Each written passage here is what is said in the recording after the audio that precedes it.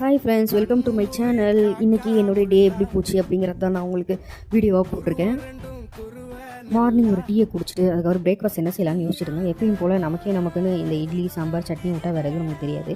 அதனால் இட்லி சாம்பார் சட்னி எப்பயும் போல் வச்சு விட்றலாம் அப்படின்னு சொல்லிட்டு அதை தான் செஞ்சிட்ருக்கேன். இட்லி நான் ஊற்றிட்டேன், சாம்பார் ஆல்மோஸ்ட் ரெடி ஆகிடுச்சு. இப்போ வந்து சட்னிக்கு மட்டும் தாளித்து ஊற்றணும், அதுவும் ரெடி ஆகிடுச்சு. இப்போ நம்ம சாப்பிட்றதான் வேலை. சாப்பிட்டுட்டு கொஞ்சம் ஸ்கூலுக்கு போகிற வேலை இருந்தது.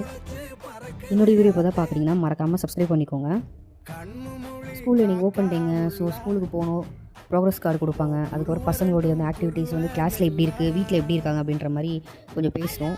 பேசிவிட்டு அதுக்கப்புறம் அங்கேயே நாங்கள் கிளம்பிட்டோம். அதுக்கப்புறம் வீட்டுக்கு வந்து லஞ்சு செஞ்சுட்டு லஞ்சு சாப்பிட்டுட்டு அதுக்கப்புறம் ஈவினிங் போல் வெளியில் போகலாம்னு சொல்லிட்டு கிளம்பணும். போயிட்டு ஃபஸ்ட்டு வேலையாக டீ குடித்தோம். வெளியில் போய் டீ குடிக்கிறது ரொம்ப பிடிக்கும். அதுக்கப்புறமா சில திங்ஸ் வாங்க வேண்டியது இருந்தது. அதனால கொஞ்சம் சூப்பர் மார்க்கெட் போகிற மாதிரி இருந்துச்சு. மெயினாக நான் வாங்க போனது இந்த மாய்ஸ்சரைசர் தான். அதோடு சேர்ந்துட்டு இந்த இன்சைட்டோடைய லிப்ஸ்டிக்ஸ்லாம் பார்த்துட்டு இருந்தேன். ரொம்பவே நல்லா இருந்தது, ரேட் கம்மியாக போட்டிருந்தாங்க.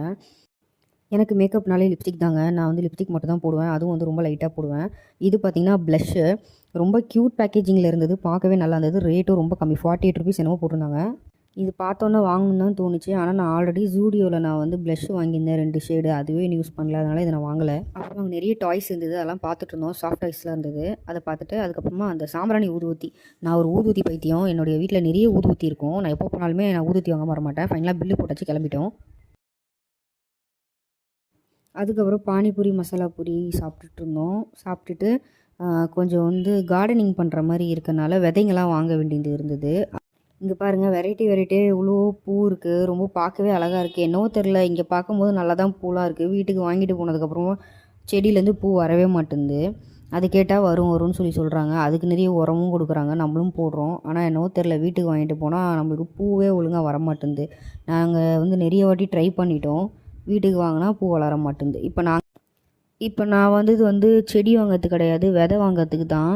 என் ஹஸ்பண்ட் வந்து என்னென்ன விதை இருக்குது அப்படிங்கிறத பார்த்துட்டு இருந்தாங்க. நான் இங்கே சுற்றி வீடியோ எடுத்துகிட்டு இருந்தேன். இங்கே பார்த்தீங்கன்னா இண்டோர் பிளான்ட் வந்து நிறைய வச்சுருந்தாங்க. நான் பார்த்துட்டு இருந்தேன், எல்லாமே நல்லா இருந்தது. ஃபைனலி நான் வந்து விதை மட்டும் வாங்கிட்டு நான் கிளம்பிட்டேன். உங்களுக்கு இந்த மாதிரி வீட்டில் செடி வளர்க்குறது, கார்டனிங் பண்ணுறதெல்லாம் பிடிக்குமா? என்னுடைய வீடியோ பிடிச்சிருந்தா மறக்காமல் லைக் பண்ணுங்கள், சப்ஸ்கிரைப் பண்ணிக்கோங்க. மோர் வீடியோஸ் கண்டிப்பாக வரும்.